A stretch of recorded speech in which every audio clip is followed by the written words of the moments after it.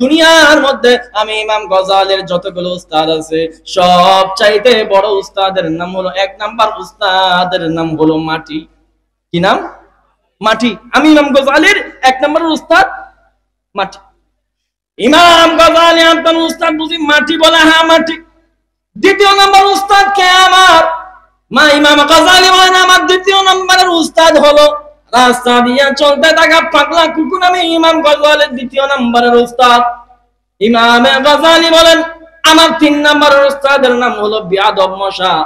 যে সমস্ত মশারা সকাল সন্ধ্যা মানুষদেরকে কামড়ায়, ওই মশাগুলো হলো আমার জন্য তৃতীয় নাম্বারের উস্তাদ।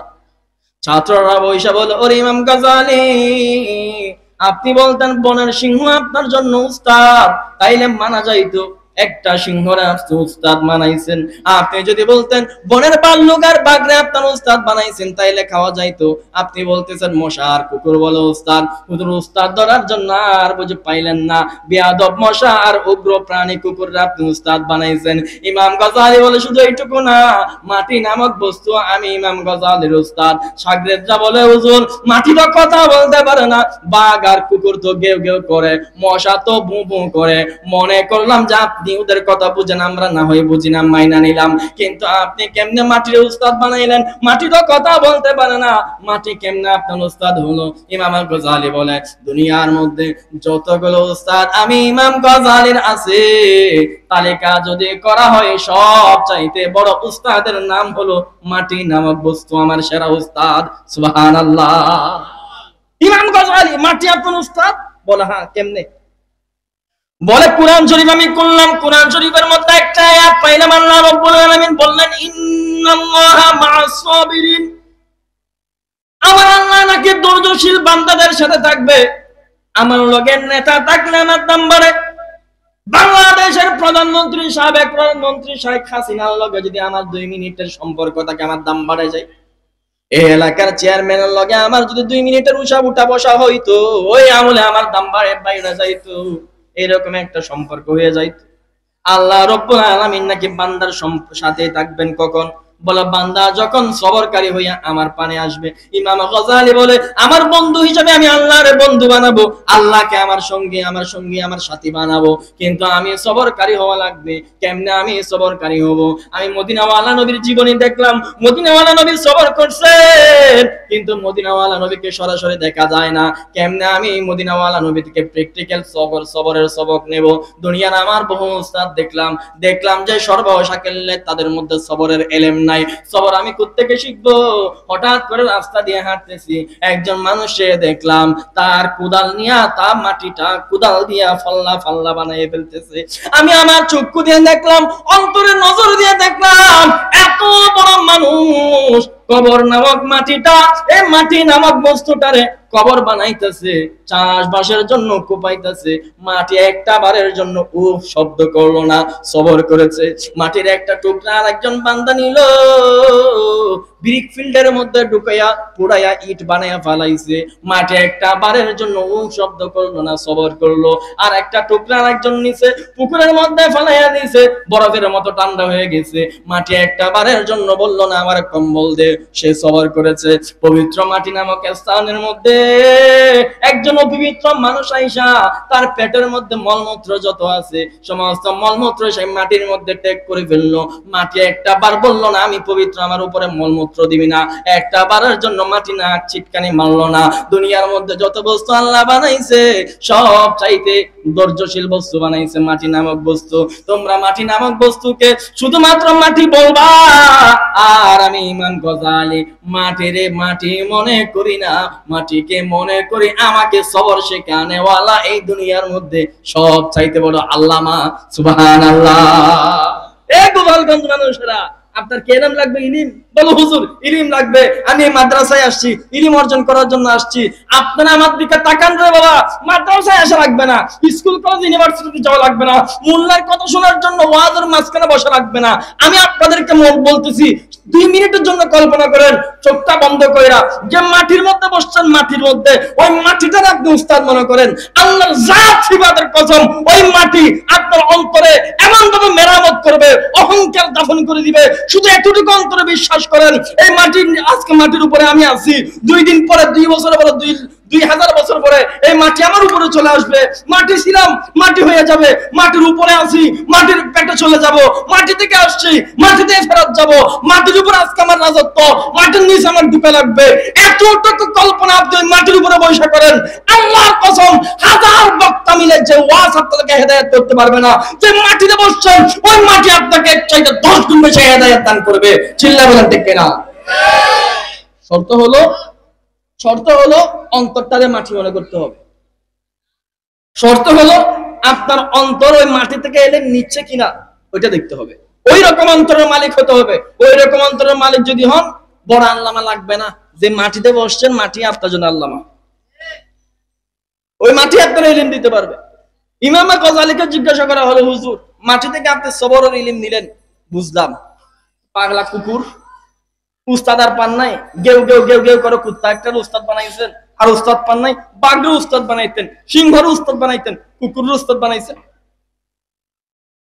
ওই ইমাম গজালি বুখারীর হাদিসকে আপনি পড়েন নাই? বুখারীর বর্ণনায় আসছে যে বান্দার ঘরের মধ্যে কুকুর থাকবে, ওই ঘরের মধ্যে নাকি মদিনাওয়ালা নবী বলছেন রহমতের ফেরেশতা প্রবেশ করবে না। মদিনার নবী বলছে যদি কুকুর কোন পাত্রের মধ্যে একবার মুখ দেয়, ওই পাত্র পবিত্র করার জন্য নাকি 7 বার মাটি দ্বারা দৌত করতে হবে। ওর ইমাম গজালি আপনি হাদিস কি পড়েন নাই? এইরকম অপবিত্র প্রাণী কুকুরকে কেমনে আপনি উস্তাদ বানাইলেন? ইমাম গজালি চোখের পানি সাইনা দিছে, দত নয়নে কান্দে আর বলে, বান্দারে হরিণের মতো কান দিয়ে শুনো, আমার উস্তাদ আমার এত ইলম দিতে পারে নাই। কুকুর নামক প্রাণী আমারে 3টা ইলম দিয়েছে, এমন 3টা ইলম নামক দৌলত কুকুর আমারে দিছে। কোন মাদ্রাসার মোল্লার দরবারে সেই ইলম আমি পাই নাই। বলে হুজুর কি ইলম পেয়েছেন? বলে কুকুর নামক প্রাণীর একদিন এক মানুষের লালন পালন করতে দেখেছি। ওই কুকুররে খাইতে দেয় ভালো খাবার না, এমন কতগুলো খাবার খাইতে দেয় যে সমস্ত খাবার মানুষেরা খাইয়া টাইয়া হাড্ডি গুড্ডি জমা করে এগুলো খাইতে দেয়। দিনে একবার কুকুররে খাইতে দেয় অল্প খাবারকে, সারাদিন পর্যন্ত প্রাণীটা সন্তুষ্ট থাকে, মালিকের বিরুদ্ধে মামলা করে না, মোকদ্দমা করে না, মালিকের কাছে আবার গেও গেও করে নতুন খাবার চায় না। যত খাবার দিছে অতটুকু খাবার খাইয়া নেস নাড়াইয়া নাড়াইয়া মালিকের গোলামি করে। এতটুকু না রে বান্দা, এতটুকু না। ওই কুকুররে যে অল্প খাবার দিছে, অল্প খাবার খেয়ে সন্তুষ্ট থাকে, আবার সারাটা দিন সারা রাত পর্যন্ত মাঘ মাসের শীতে কম্বলের ভিতরে মালিক সুন্দর করে ঘুমাইতেছে, বিবির পাশে রাইকা বাচ্চারে কুলে নিয়ে মানুষটা ঘুমাইতেছে। মাঘ মাসের শীতের মধ্যে ওই কুকুর না একটা কম্বল দেয় নাই, একটা কোট একটা সোয়েটার দেয় নাই। মাঘ মাসের শীতের মধ্যে দিনে সকালবেলা অল্প রিজিক গ্রহণ করেছে, ওই রিজিকরে বেতন মনে কইরা সারা রাত্র দিন পর্যন্ত মালিকের ঘরটা ওই কুকুর পাহারাদারি করে। ওই কুকুর নামক উস্তাদ 3 নাম্বার আর একটা গুণ আছে। রাত 3টা বাজে সন্ত্রাসী অস্ত্র নিয়ে আসছে, আজকে মালিকের ঘর ডাকাতি করবে, স্বর্ণপাতি নিয়ে যাবে, টাকার বান্ডিল নিয়ে যাবে। ওই মালিকের ঘর পাহারাদারি করনেওয়ালা অল্প বেতনদারি কুকুর সকালবেলা ওই ডাকাতের সামনে, বুলেটের সামনে বুক পাইতা দিছে, নিজের জান কুরবান দিয়ে দিল, এরপরও মালিকের ঘর ডাকাতে হইতে দিল না। তুমি বলবা কুকুর নামক প্রাণী শুধু কুকুর, শুধুমাত্র নাপাক কুকুর। আর আমি ইমাম গজালি বলবো কুকুরের 3টা গুণ আমি ভালোভাবে তাকাই না। অল্প খাবার খাইয়া কেমনে সন্তুষ্ট থাকবো, মানে সারাদিন কেমনে রোজা রাখবো, এই ইলমটা আমারে কেউ দেয় নাই, কুকুর নামক উস্তাদ আমারে শিখাইছে। 2 নাম্বার, কুকুর মালিকের গায়ে মালিকের ঘর পাহারাদারি করে, আমি আমার আল্লাহ নামক মালিকের খাবার খাই, তিনি আমার জন্য রিজিক নাজিল করে। কুকুর যেমন তার মালিকের ঘর পাহারাদারি করে, ঠিক তেমনি ভাবে আল্লাহর ঘর হলো মসজিদ মাদ্রাসা। আল্লাহর খাইয়া আল্লাহর ঘর পাহারাদারি করা লাগবে, এই ইলম আমাকে অন্য কেউ দেয় নাই। সকাল সন্ধ্যা পাহারাদারের ইলম কুকুর নামক উস্তাদ আমরা শিখাইছি। আপনার পুষ্টির বাড়ি থেকে একজন সালামি বয়ে যাবে, তারা হাতে নিবেন, এইভাবে তারা দেয়ালের সাথে লাগাই দিবেন, তারা ছাড়াই দিবেন। এই পিঁপড়ার সমপরিমাণ আমল আল্লাহর দরবারে পছন্দ হয়ে গেলে বিশ্বাস করেন আপনার আমল নামা আমার আল্লাহ এক পাশে কাট করে রাখবে। ওই পিঁপড়ার আমলের কারণে আপনাকে বলবে বেলা কিনা করে জান্নাত দিলাম, আমার পিঁপড়ার মধ্যে রহম করলি, আজকে তুই মতো গুণাগারকে আমি বেলা কিনা জান্নাত দান করে দিলাম। সুবহানাল্লাহ। আল্লাহ চাইলে পারেন কি পারেন না? ইহুদি মহিলা সারাটা জীবন জেনা করছে, সারাটা জীবন বিচার করছে, সারা জীবন বেশ্যাগিরি করছে। বেশ্যাগিরি কইরা বুকের ভিতরে টাকা নিয়া এই মহিলা যখন আসতেছে নিজের পায়ের পচা মোজা নিয়া একটা বিড়ালের বাচ্চা, কুকুরের বাচ্চারে এক ফোঁটা পানি খাওয়াইছে। ওই মহিলার কবর থেকে নিষ্কাম্বরের সুঘ্রাণ বেরোচ্ছে। আপনারা এই বয়ান শুনেন নাই? শুনেন না আপনারা বয়ান? একটা কুত্তারা পানি খাওয়াইছে, আমার আল্লাহ রাজি হয়ে গেছে। একটা পিঁপড়ার উপর রহম করবেন, রাস্তা দিয়ে কুকুর যাচ্ছে, আপনারা মারবেন না। কিতাব অনেক সুযোগ ভাই, পড়া অনেক কঠিন। কুরবানির সময় গরু কিনছেন, একটা গরুর সামনে একটা গরু জবাই করবেন না। আপনারা এমন কি যোগ্যতা হয়ে গেছে গরু জবাই করে খাবেন, আর আপনি এমন কি কাবিনের জবাই হয়ে গেছেন দুনিয়ার সবটাকে জবাই করে খাবেন। আল্লাহ হালাল বানাইছে, এর মানে কি জুলুম করা দায়িত্ব হয়ে গেছে নাকি? আল্লাহ গরু বানাইছে, তোমার মানুষ বানাইছে। মানুষ হয়ে আসলেও মার্কা আচরণ করবা। মনে রাখবা, গরুর যেমন পা আছে তোমারও পা আছে, তোমার হাত কাটলে লাল রক্ত বেরোয়, এরও রক্ত লাল। তোমার চোখ আছে, গরুরও চোখ আরো সুন্দর সুন্দর, গরুরও কলিজা আছে তোমারও আছে, গরুরও কল্লা আছে তোমারও আছে, গরুরও আবেগ আছে তোমারও আছে, সবগুলো মিল। গরু এমন কি দুষ করলো, এটা জবাই করে তুমি খাইতেছো। শরীয়ত আল্লাহ বলছে বান্দায় উজ্জ্বল বানাইলাম, খা, ইনসাফ করে খা, বেশিক্ষণ বাইন্দে রাখবি না, বাইন্দে ছাইছাবি না, বোতা দাঁড়িয়ে জবাই করবি না, কষ্ট দিবি না, এক গরু সম্মান গরু জবাই করবি না। এদের কষ্ট হয়, এদের উপর রহম করো। আমি একটা বানিয়েছি তোর জন্য, এদের উপর রহম করবি, আমি আল্লাহ রহম করবো। এদের উপর জুলুম করবি, আমি আল্লাহ কিয়ামতের ময়দানে তোকে পাকড়াও করবো। চিল্লায় বলতে কিনা কষ্ট লাগতেছে আপনাদের? এটা কি মুসলমানের পরিচয়? আল মুসলিমু মান সালিমাল মুসলিমুনা মিন লিসানিহি ওয়া ইয়াদিহি। কিতাবে আসছে মুসলমান কারে কয়, বলে যার জিহ্বা থেকে, হাত থেকে অপর মুসলমান নিরাপদ থাকে। এই হাদিস তো অনেক শুনছেন, ছোট ছোট মুহাদ্দিস নুরানিতে পড়ে, ওরা আপনাদেরকে শোনাইছে। চল এর বাইরে গিয়ে আরেকটা ব্যাখ্যা শোনাই।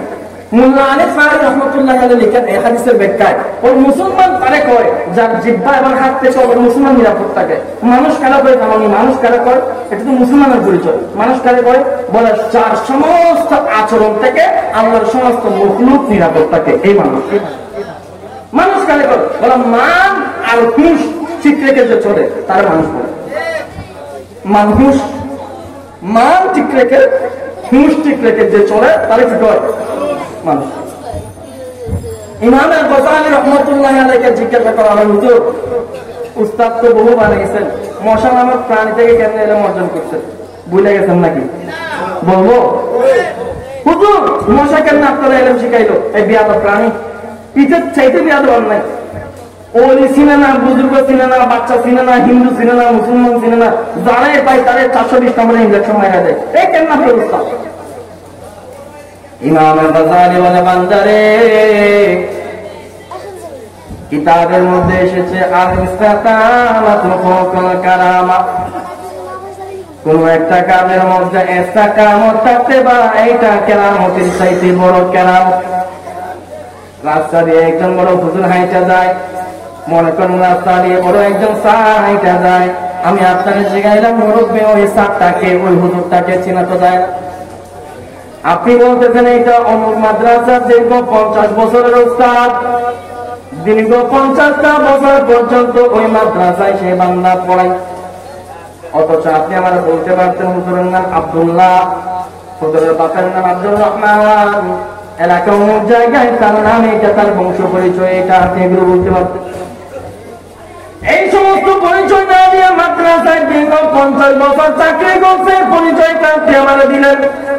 মানে হলো মানুষেরা একটা চাকরির মধ্যে দীর্ঘদিন অটল থাকতে পারে না, মানুষের অন্তর বারবার নইরা যায়।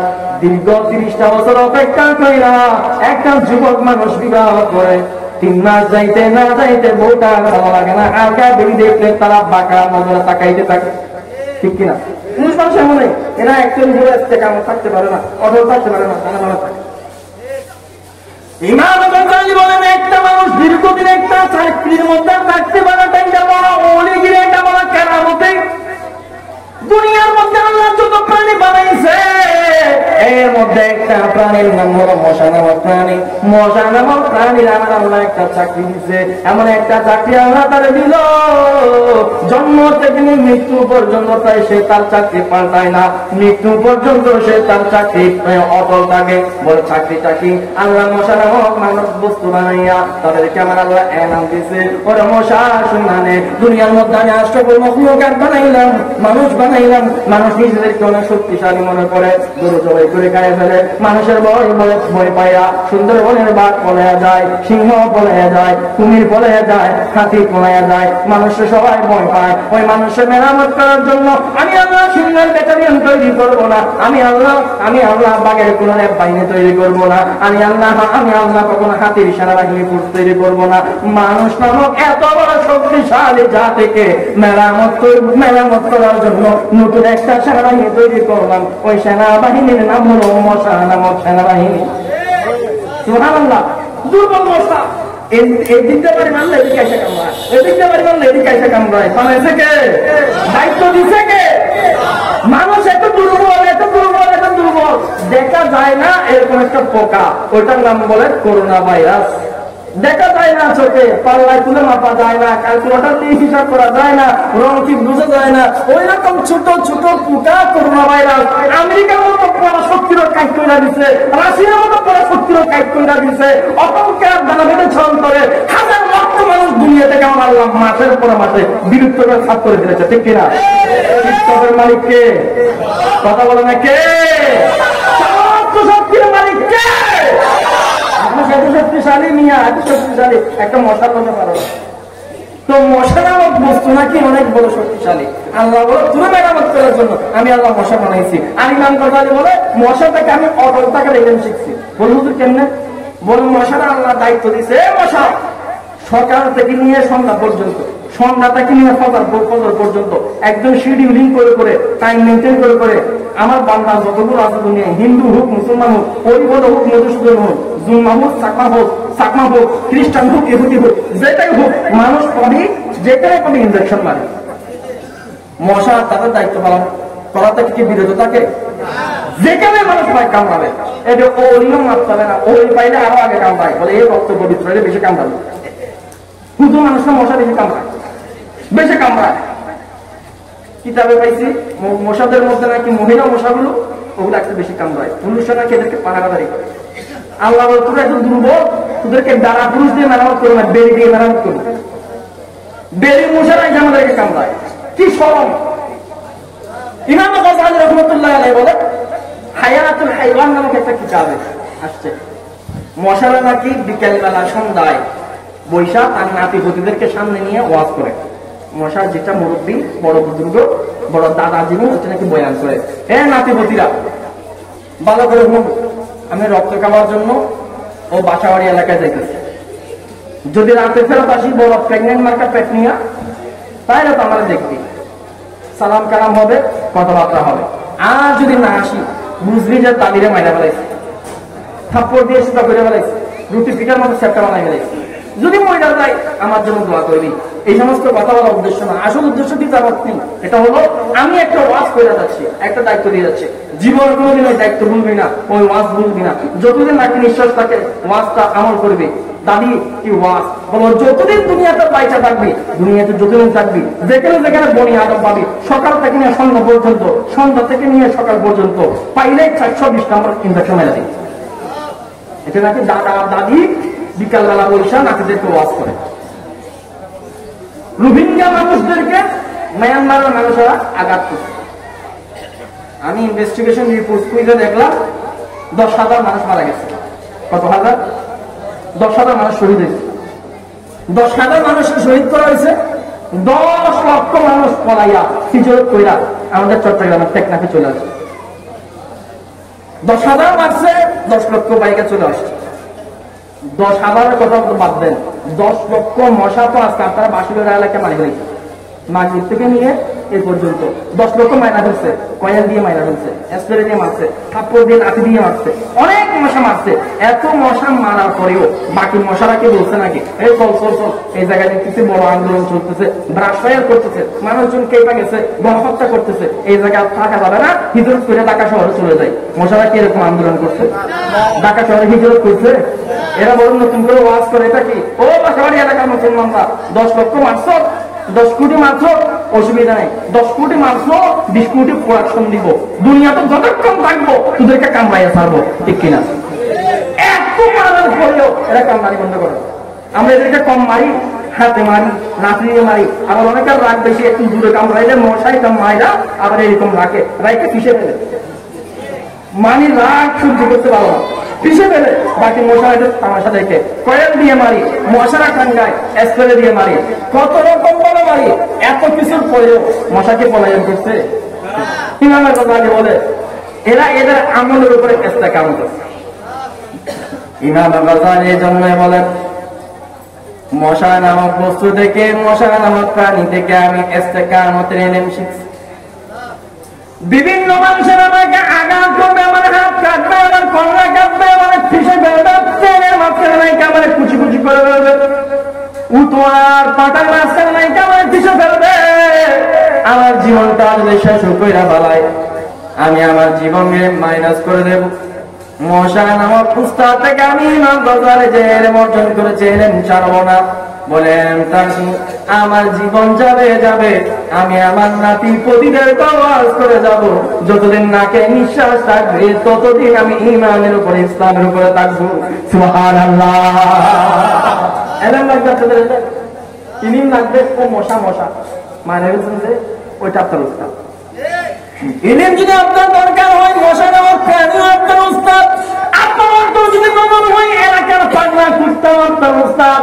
আপনার অন্তর যদি ইলম নামক মতো এবিলিটি ক্যাপাবিলিটি থাকে, এলাকার মাটি নামক বস্তু আপনার উস্তাদ।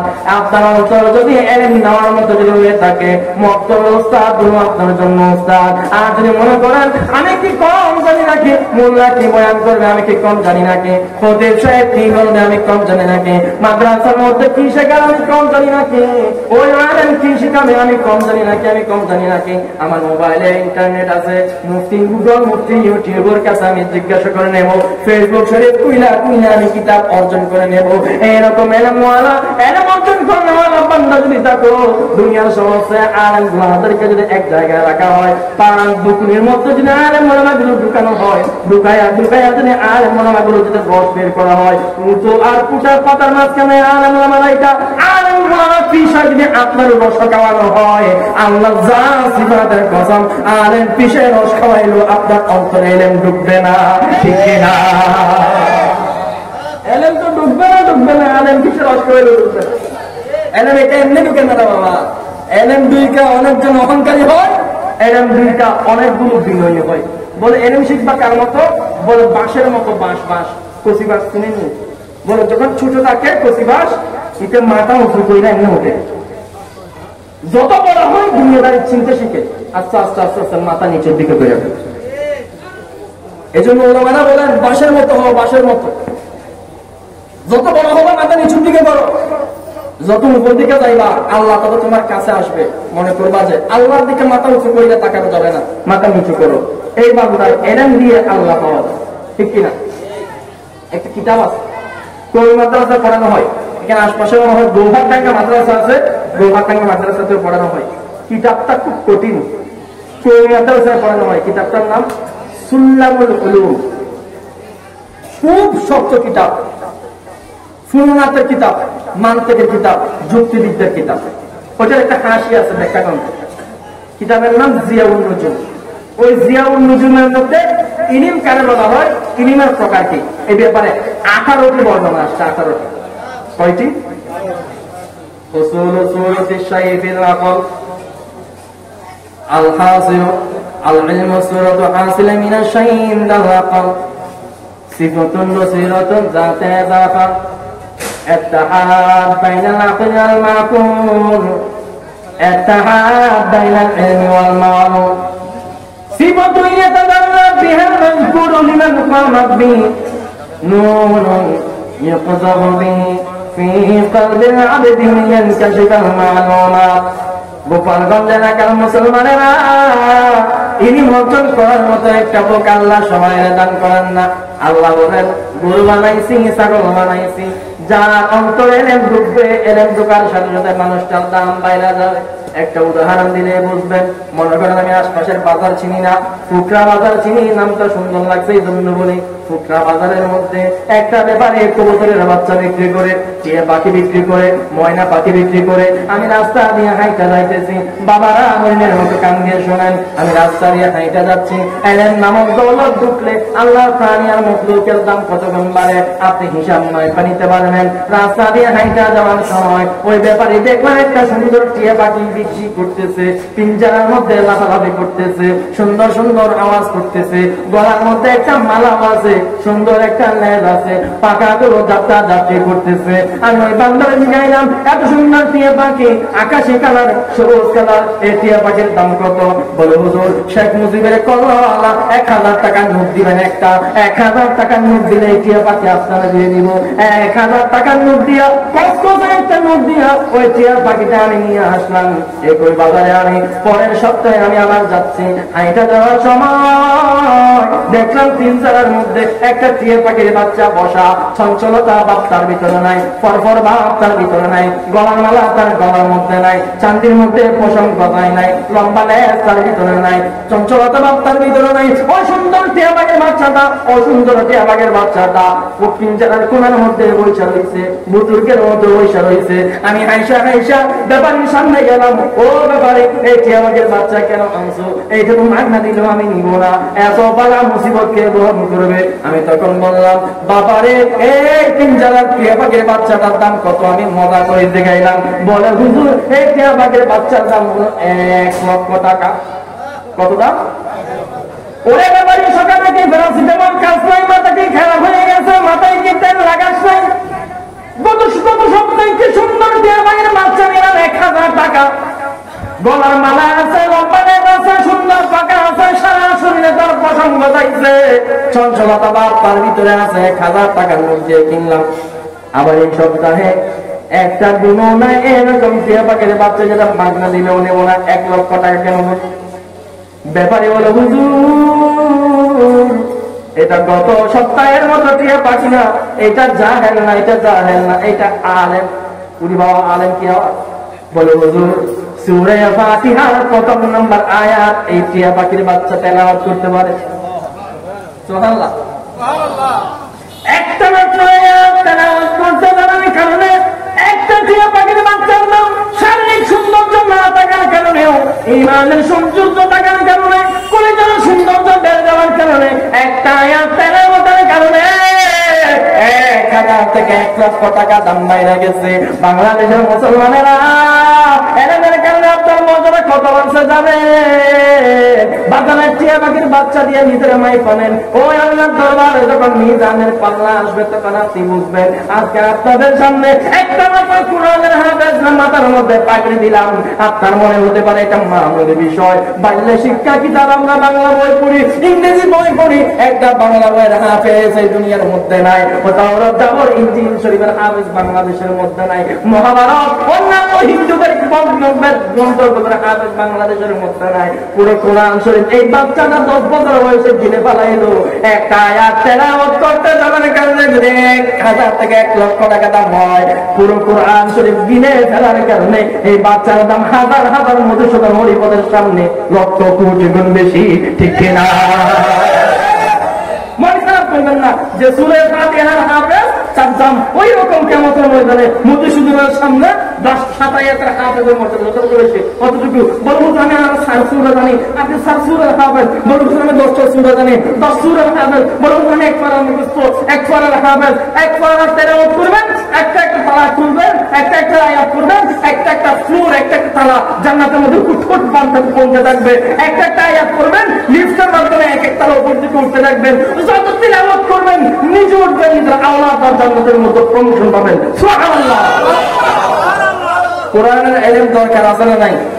আছে না নাই? যে চেয়ারে বসছি এই চেয়ারের একটা বাজার দর আছে না নাই?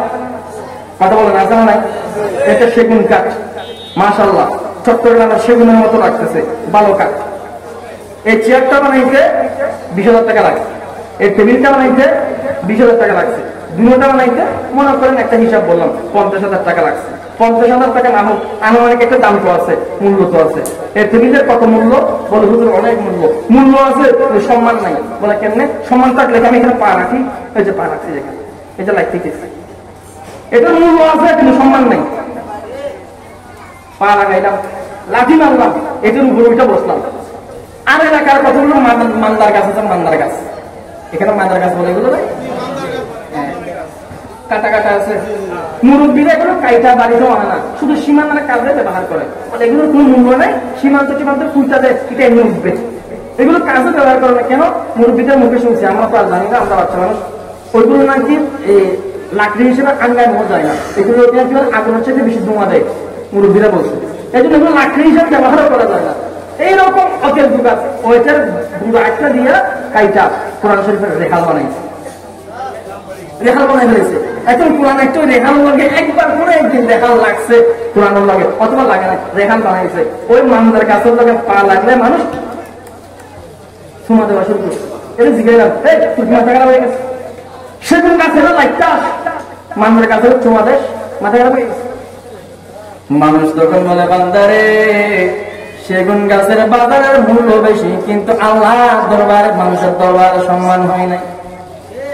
মান্দার গাছের কোনো মূল্য নাই, বাজারে কোনো দাম নাই, আগাছা জন্মাই, কিন্তু মান্দার গাছ যখন কোরআনের সাথে রেহান হিসেবে বাইরে গেছে, রেহানের দাম মান্দার গাছের দাম বাইরে গেছে। মাদার গাছের যদি কোরআন শরীফের লাগার কারণে যদি মাদার গাছের দাম বাড়ে, আমার আপনার বুকের লগে কোরআন লাগলে আমার আপনার দাম বাড়বে কি বাড়বে না? এইটা আমার সামনে কাগজ, এই কাগজের কোনো মূল্য নাই, কিছুটা হলো মূল্য আছে। এখানে বিসমিল্লাহ শরীফ লেখছে, বিসমিল্লাহ লেখা উচিত না, মানুষ ফেলে দেয়, মানুষের পায়ের নিচে পড়ে। মনে করেন এই কাগজের পিছনের সাইডে কিছুই নাই, মনে করেন সাদা কাগজ, এই কাগজের কোনো মূল্য নাই, কোনো সম্মান নাই। জালমুড়ির ঠুঙ্গা বানাইয়া এই জায়গার মধ্যে জালমুড়ি দেয়, আমরা নিয়ে নিয়ে খাই, এটা ফালাইয়া দিই।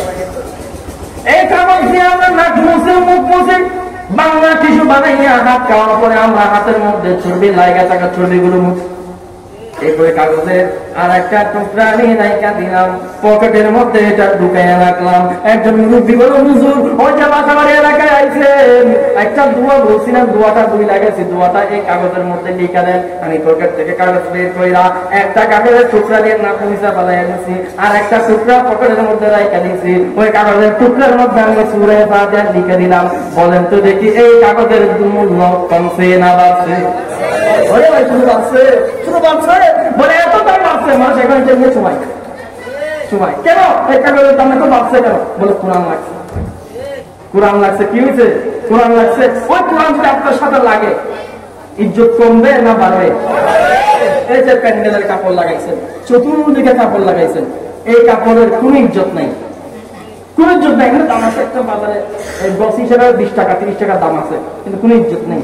আমি আপনাদেরকে বলতেছি, প্যান্ডেল মহলার কাছ থেকে অনুমতি নিয়ে ওইখান থেকে একটা টুকরা কাটেন, কাইটা কোরআন শরীফের একটা খাবার বানান, যেটাকে জুরদান শরীফ বলে, লাগান। জুরদান শরীফ বানাইয়া জুরদানিটা পেটানোর জন্য একটা দড়ি বানাই, ওই দড়িগুলোকে কোনো বান্দার যদি পা লাগে সময়টা শুরু করে। কিন্তু একটু আগে শরীফের প্যান্ডেল বানাইলি, ওদের উপর বসলি, বসুন্ধরা লুঙ্গি, বাবা লুঙ্গি, কত দামি কাপড়, ওইটা দিয়ে আমরা আমাদের মধ্যস্থন রাখি, এত সুন্দর সুন্দর অবরোহিনার কাপড় আমরা আমাদের শরীরে লাগাইয়া আমরা যুদ্ধ বানাইয়া চলাফেরা করি। এই কাপড়ের ইজ্জত কম, সম্মান কম, কিন্তু কিছু মূল্য আছে। এই কাপড়টা কাপড়টা কোরআনের জুরদান বানিয়ে দেওয়ার সাথে সাথে ওইটার মূল্য কমছে না বাড়ছে? এই কোরআন যদি আপনার আমার অন্তরে ঢুকাইতে পারি, ইজ্জত কমবে না বাড়বে? এর চাইতে বেশি উদাহরণ আর কি। লাস্ট দুইটা কথা বলে যাবো, বয়ান শেষ করি। ইলিম কি জন্য দরকার? ইলিম কি জন্য দরকার? যে ব্যক্তির অন্তরে ইলিম থাকবে না, সে ঈমান নিয়ে আল্লাহর বাড়ি যাইতে পারবে কিনা সন্দেহ। শাইখুল ইসলাম মুহিউদ্দিন ইবনে আরব সকলে বড় রহমতুল্লাহ হুজুরের দরবারে একজন ইবলিস আইছে। ইবলিস আইসা কয়, হুজুর একটা সওয়াল করতাম, আপনাকে একটা প্রশ্ন করতাম। বলে কি প্রশ্ন? বলে আল্লাহর রহমতে আমার মতো ইবলিসে ধরবে, আমার মতো ইবলিসকে কি আল্লাহর রহমতে পাবে? শাইখুল ইসলাম মুহিউদ্দিন ইবনে আরবি বলে, হ্যাঁ আমার দাদা, আল্লাহ রহমতি কানানি প্রমতে ইবলিস দেখতো আল্লাহ রহমত সব মানুষকে পাকড়াও করবে, সবাই লালন করবে, সবাই জড়িয়ে ধরবে। তুই ইবলিস তো ধরবে না, তুই ইবলিসের কাছাকাছি ধরবে না। তো ইবলিস তখন কয়, হুজুর আপনি তো কোরআন পড়ান নাই, আপনার তো দেখি ওহী বেলেন নাই। বলে কেমনে? বলে কোরআন শরীফ না কইছে ওরা মাটি ওসিয়ত করেছে, দুনিয়ার আল্লাহ যত জিনিস বানাইছে সমস্ত জিনিসকে একদিন আমার আল্লাহ রহমতের চাদর দিয়ে ডেকে নিবেন। সুবহানাল্লাহ বলেন না ভাইয়া? সমস্ত জিনিসের মধ্যে আমি ইবলিসও তো আছি, তার মানে আমি ইবলিসকে আল্লাহ রহমতে পাবে, নিশ্চয় আমি ইবলিসও মাফ পেয়ে যাবো। পাইছে গেছে। এখন শাইখুল ইসলাম মহিউদ্দিন ইবনে আরবি কি উত্তর দিবে? উনি ঘুমাইছে, বলা আছে তুমি আগামীকাল আইসো, তোমার উত্তর দিব। সপ্তাহের মাধ্যমে আমার আল্লাহ এলহাম নাযিল করছে, ওরে মহিউদ্দিন ইবনে আরব ইবলিসের সাথে পারবি না, এর মধ্যে একটা ট্যাবলেট ব্যবহার করে বাগাই দে, আউযু বিল্লাহ পড়বি। পরের দিন ইবলিস আসছে, শাইখুল ইসলাম মহিউদ্দিন ইবনে আরব পড়া শুরু করলো। সকলে আমার মুখে মুখে বলেন আউযু বিল্লাহি মিনাশ শাইতানির রাজিম। ইবলিস বাইরে হাজার মুসলমানের ভারতবর্ষের মধ্যে একজন মায়ের সিংহ পুরুষ জন্ম দিল। ওই সিংহ পুরুষের নাম হল হাকিম উম্মত আন্নামা সকালে তার মনে সকালে পড়া রহমতুল্লাহ আলাইহি। তিনি বলেন 1000 বছর আগে শাইখুল ইসলাম মহিউদ্দিন ইবনে আরব একটা প্রশ্নের উত্তর দিতে পারেন নাই, আর আমি শাইখুল ইসলাম মহিউদ্দিন ইবনে আরবের উত্তরটা আজকে আমি আল্লাহ তাআলা দিতে পারবো। অন্তরের মধ্যে ইবলিসের উত্তরটা দাইরা দিছে, ওরে ইবলিস আমার সামনে তো আসবা না, যে এখানে আসো শুনি না নাও। তুমি বলতো আল্লাহ রহমতে তোমার পাবে কি পাবে না জানো না, আর আমি তাহলে বলতেছি তোমার আল্লাহ রহমতে পাবে, তবে পাওয়ার একটা হিসাব আছে। মানে হলো মনে করেন আমি চুরি করছি, হুজুর আমার বললো এ মোল্লা তুমি চুরি করো না কেন? চুরি করার কারণে আমার বললো হুজুর চাইলে আপনাদের সামনে আমার 100 তাপ্পর দিতে পারবে, কেউ বাধা দিতে পারবে না। 100 তাপ্পর না মাইরা হুজুর আমার একটা তাপ্পর মারলো, তাপ্পর মাইরা বললো মারানের পোলা যা যা তোরা মাফ করে দিলাম, বাকি 99টা তাপ্পর তোরা মারলাম না, তুমি করে রকম করলাম। হুজুর কিন্তু 100 তাপ্পর আমরা মারতে পারতো, হাত পা ভাঙে দিতে পারতো না, ভাঙে বলতেছে 99 তাপ্পর মারলাম না, হাত পা ভাঙলাম না, শুরু করে রকম করলো। ওই ইবলিস আমার আল্লাহ চাইলে তোর দুশের চাইতে 1000 গুণ, লক্ষ গুণ, কোটি গুণ বেশি সাজা আল্লাহ দিতে পারেন। এত লক্ষ সাজা আল্লাহ দিতে পারেন, তারপরে না দিয়া যতটুকু দোষ করছো ততটুকু সাজা নেবে। অতটুকু সাজা দিয়ে আমার আল্লাহ বলবে অতটুকু বেশি সাজা দিলাম না, আমি আল্লাহর পক্ষ থেকে তোর জন্য এইটাই তোর জন্য রকম হিসেবে পেশ করলাম। সুবহানাল্লাহ। بالمشهور اسمي وجدي صاحب عين الكمال على الجين محي الدين اسمي وأعلامي على رأس الجبال وكل ولي له قدم إني على قدم النبي بدر الكمال على الحسن والمقدر مقامي وأقدامي على أنك الرجال। মহিউদ্দিন ইবনে আরবি বলেন আমার উত্তর দিতে না পারলেও 12 বছর সিংহ পুরুষ আল্লাহ তাআলা 1000 বছর পড়াইতে দিয়ে দিচ্ছে ইলমের কারণে। সুবহানাল্লাহ বলেন না? ইলম বেশি দরকার।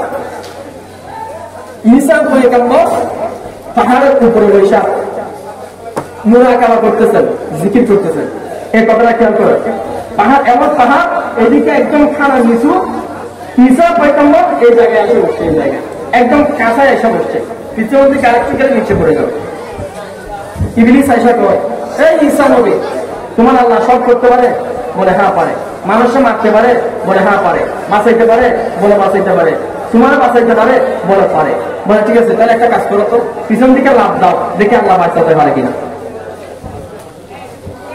পাহাড়ের পিছন দিকে লাফ দাও, দেখে আল্লাহ বাঁচাইতে পারে কিনা। ঈসা নবী বলে গেছে সাথে সাথে আল্লাহ দরবারে মুনাজাত, আল্লাহ বলতেছে আমি ওহী নাযিল করতেছি। ঈসা পয়গম্বর অন্তরে আমার আল্লাহ ইলম নাযিল করছে। ঈসা পয়গম্বর বলে আমি লাভ দিলে আল্লাহ বাঁচাইতে পারে ঠিক, কিন্তু লাভ দেওয়ার সাথে সাথে আমার আল্লাহ কুদরত ক্ষমতাকে পরীক্ষা করার মতো হচ্ছে। আমি কি আল্লাহকে পরীক্ষা করার? আল্লাহ তোমার পরীক্ষা করবে।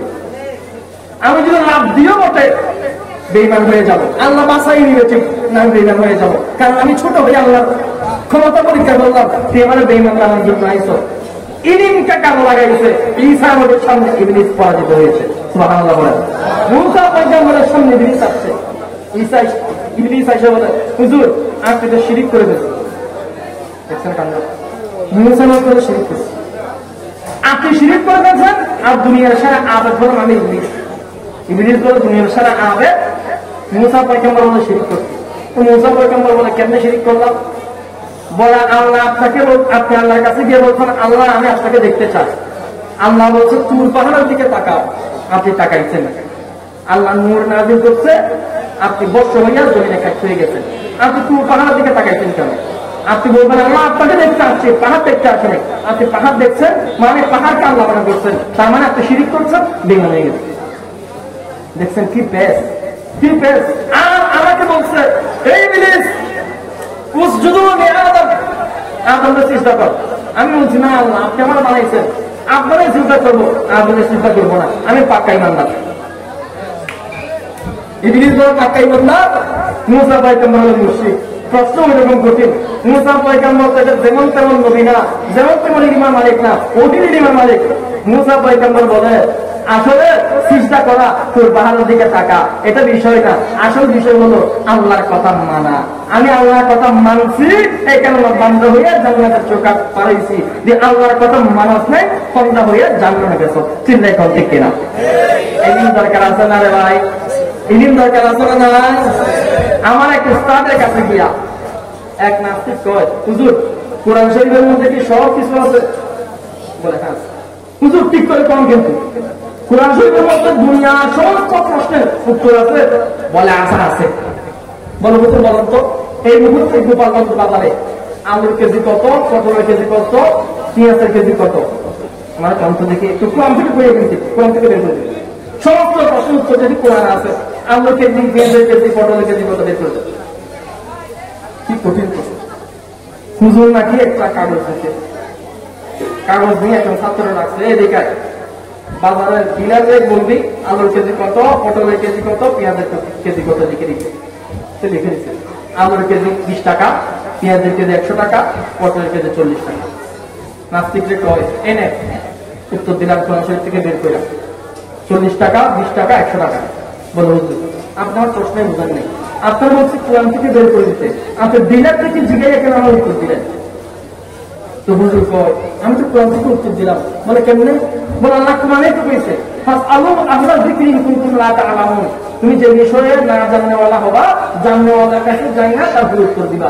আলুর কেজি, পটলের কেজি, পেঁয়াজের কেজি কত আমি জানি না, এর জন্য জাননেওয়ালার কাছে যাই না, তোমার উত্তর দিলাম। সুবহানাল্লাহ, বড় করে বললাম সুবহানাল্লাহ। ইলমের দরকার আছে না নাই? সাধারণ ইমানদার ব্যক্তির যার ভিতরে ন্যূনতম ঈমান থাকবে, ন্যূনতম ঈমান থাকবে, আল্লাহ যা সিমাতের কসম হাজার নাস্তিক আইসা বান্দার সামনে হুজুর করে একজন ইমানদারের সামনে দুনিয়ার সমস্ত নাস্তিক কাজ করে দেবে। ঈমানের পর সমুন্নত ছিল, সারা জীবন সমুন্নত রাখবে। ঠিক কাজে ঠিক কিনা? ইলম অর্জন নিজে করবেন, সন্তানাদিদেরকে ইলম অর্জন করে এটা সহায়তা করবেন। রাজি আছেন বাবা? অনেক আলোচনা আজকে আপনাদের সামনে হয়েছে। আলোচনার মূল মফহুম হলো বাবা কিতাবাদির থেকে ইলম অর্জন করা, এটা মূল আনন্দ। আসল কথা হলো অন্তর আল্লাহকে জায়গা দেওয়া। গত বছর আপনারা ইলমের মার্কাজের অনেক বড় সংস্কার করেছেন। আমি অনেক বড় বড় মাহফিলে গিয়ে আমি কথাগুলো বলেছি। আমি আসতেছিলাম বুড়া থেকে, ওই ওদিক দিয়ে বুড়া, লক্ষ্মীপুর থেকে বুড়া, সকাল 10টায় রওনা হয়েছি, আইসা এখানে রাত 9:30টায় পৌঁছাইছি। অনেক কষ্ট হয়েছে। আর আমি অসুস্থ ছিলাম, আলহামদুলিল্লাহ আজকে কথা বলতে খুব ভালো লাগছে। গতকালকে মাঝে কথা বলতে পারি নাই, গলা একদম জাম ছিল। কথা বলছে, আল্লাহ আপনাদেরকে কিছু কথা বলেছে। দিনের মার্কাজে আসছে, ইলিমের মার্কাজে আসছে, ইলিমের ফজিলত সংক্রান্ত বিষয়ে কিছু সূক্ষ্ম সূক্ষ্ম বিষয়ে আলোচনা করেছি। গতকালকে মাহফিল আপনাদের অবদানের কথা আমি ওইখানে সহস্রে বলিষ্ঠ কণ্ঠে আলোচনা করে আপনাদের গত বছরের দৃষ্টান্তের কথা আমি ওখানে ফলো করা প্রচার করেছি। আপনারা এমন একটা এলেমের খেদমত করেছেন, গত বছর 24টা পিলার আপনারা দিয়েছেন। আমি সারা বাংলাদেশে উত্তরবঙ্গে সফর করলো আপনাদের কথা দৃষ্টান্ত দিয়া আল্লাহর দরবারে বান্দাগুলো যারা মেহনতের বর্ণনা পেশ করতে পারে, ইলিমের যারা খেদমত পেশ করতে পারে, আপনাদের উদাহরণগুলো রাখি। আমি এই বছর আইসা মুহতামিম সাহেবকে জিজ্ঞাসা করেছি, আমার ভাই আমি শাহিন ফকির সাহেবকে জিজ্ঞাসা করেছি, গত বছর তো এই এলাকার মানুষজন অনেক বড় উদারতার পরিচয় দিয়েছে, ইসলামের খেদমত করেছে, ইলমের খেদমত করেছে, মানুষজন আলেম ওলামা তৈরি হওয়ার জন্য অনেক বড় অবদান রেখেছে, গাম জমানোর পয়সা থেকে, মেহনতের পয়সা থেকে, রক্ত পানি করার পয়সা থেকে ইসলামের জন্য অবদান রেখেছে, অনেক বড় কোরবানি দিয়েছে। এই পিলারগুলো তারা করেছে, তো বড় আলহামদুলিল্লাহ করেছে। কিছু কিছু বাকি আছে, সবাই দিবে বলেছে। এখন কি দরকার বলুন, পিলার তো হয়ে গেছে, এখন দরকার ছাদটা। আমি জিজ্ঞাসা করলাম ছাদ করতে